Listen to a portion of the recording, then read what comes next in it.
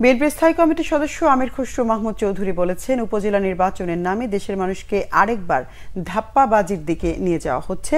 নিজেদের প্রতীক নিয়ে নির্বাচনের সাহসও নেই আওয়ামী লীগের। বিরোধী নেতারা বলেন, গণতান্ত্রিক প্রতিষ্ঠান ধ্বংস করে অকার্যকর রাষ্ট্রের দিকে বাংলাদেশকে নিয়ে যাওয়া হচ্ছে।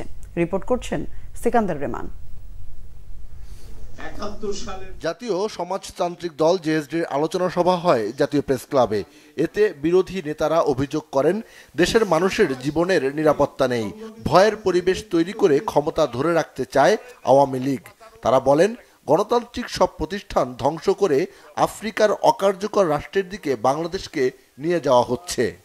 ওবায়দুল কাদের যখন বলেন ভারতের কারণেই আমরা সরকার গঠন করতে পারছি, তার অর্থটা কি? দেশের মানুষ বা তাদের ভোটাধিকার না, মানুষের সমর্থন না, ভারতের একটা নির্লজ্জ ধারাবাহিক একটা সমর্থনের বিনিময়ে গোটা দেশ এবং জনগণের বিরুদ্ধে ভারত একটা অবস্থান নিয়েছে। হাজার হাজার কোটি টাকা বিদেশে পাচার করে, তাদের নামে কোনো মামলা হয় না।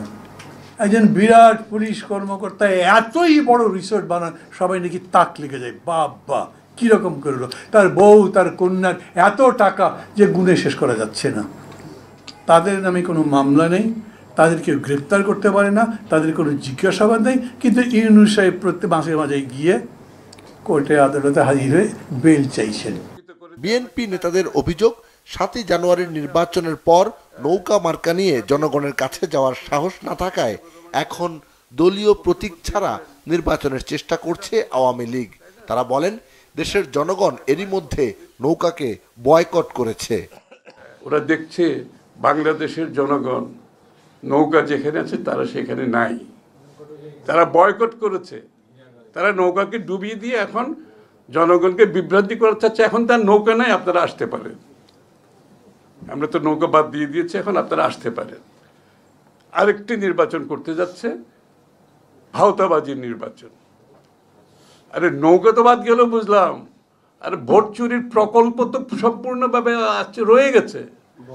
ভোট চুরির প্রকল্প বহাল তবিয়তে আছে। বিরোধী নেতারা বলেন, ক্ষমতাসীনদের বিরুদ্ধে লড়াই জোরদার করে তাদের রুখে দিতে হবে। সিকান্দার রেমান, বাংলাভিশন, ঢাকা।